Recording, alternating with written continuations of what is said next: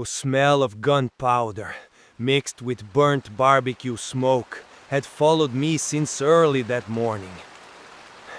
I knew the day wouldn't be easy.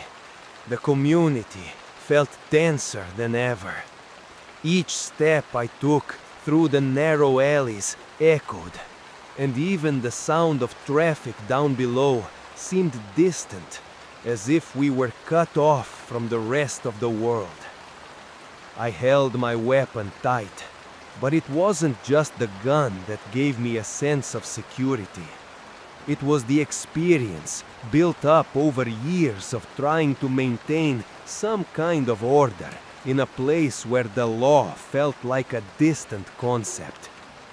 I looked at the improvised houses stacked one over another and thought about how many stories of pain and struggle they hid. Some families I'd known since I was a kid. Others would never get the chance to leave. The radio crackled. Team 3, we have gunfire near Alemão Alley. Possible hostage. A chill ran down my spine. Every time I heard the word hostage, my heart tightened. It wasn't the first time, but you never get used to it. I ran down broken concrete stairs, dodging debris, cans, and children who already seemed used to fear. At every corner, I calculated my moves, knowing any mistake could be fatal. When I reached the scene, chaos had taken over. Bullets scraped the walls, and adrenaline blinded me for a moment. A boy, no older than 16, stood frozen in the middle of the crossfire, trembling, his eyes lost. He was holding something. A gun? No, a cell phone. But to me, in that moment, he was just another life hanging by a thread. I tried to calm my breathing, my mind, as I searched for a safe way out, knowing any decision could change everything in seconds. I gripped my vest tightly and took a deep breath. The boy looked at me, and for an instant I saw in him a reflection of what I once was. Pure fear, a mix of confusion and hope that shouldn't exist in a place like that. "Stay still, slowly," I shouted, trying to make my voice rise above the thunder of gunfire ripping through the air. But my words seemed to vanish into the chaos. A closer shot made the ground tremble beneath my feet. I ducked, dragging the boy with me behind a cracked wall. He was cold, shaking like a leaf, and gripped my hands tightly, as if his whole world depended on that touch. I looked around, assessing the criminal's position, two of them with cold eyes and rifles aimed. I knew that one wrong move could be my last, and still I had to get that boy out alive. My fingers trembled slightly as I radioed in. "Team 3, I need backup now. Hostage located. Critical situation." The response came fast, but those few seconds felt like hours.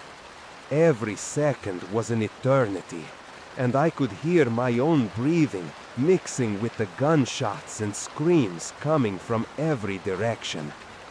I decided to take the risk. I moved slowly, keeping my body close to the wall, signaling for the boy to follow. The sound of metal striking concrete echoed in my head, and for a moment I thought of my mother, my sister, any memory to stop me from giving in to the fear that threatened to paralyze me. One of the gunmen noticed our movement and fired, but the bullet hit the ground just inches away, raising a cloud of dust that wrapped around us like a ghostly curtain. "Almost there, just a bit more," I whispered, feeling my heart pounding against my chest. With every step, the tension grew, and my sense of duty pushed me harder than fear ever could. I knew I couldn't fail. Not today, not with that boy in my hands. We reached a small staircase leading out of the alley. Each step creaked under our feet, and the heat of adrenaline burned in my throat. The gunmen were watching us closely, but luckily their position made it hard to get a clear shot. "Go! Run!" I shouted to the boy, who could barely keep up with me, but still pushed forward, driven by fear and the trust he had placed in me. Just as we were about to reach the main street, a gunshot rang out too close. I felt a light impact on my leg, nothing serious, just a scare, but enough to remind me that every step was a battle. The boy stumbled, and I caught him, pulling him back up.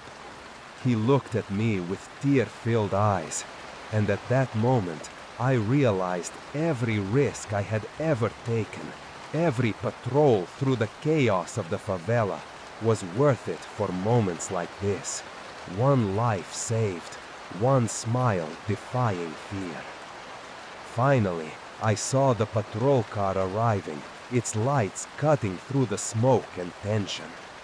The gunmen retreated, and the radio was bursting with frantic voices, but for me, the world seemed to slow down. I placed the boy in the back seat and took a deep breath, feeling the weight of exhaustion mixing with the adrenaline still running through my veins. He looked at me and said, almost in a whisper, "Thank you, officer." I didn't answer right away. I just looked at the favela stretching below, full of lives, stories, and hard choices. Today we had survived, both of us, but I knew tomorrow would be another day, another chase, another risk. Being a cop there wasn't just a job. It was a silent pact with every soul still holding on to hope amid the chaos.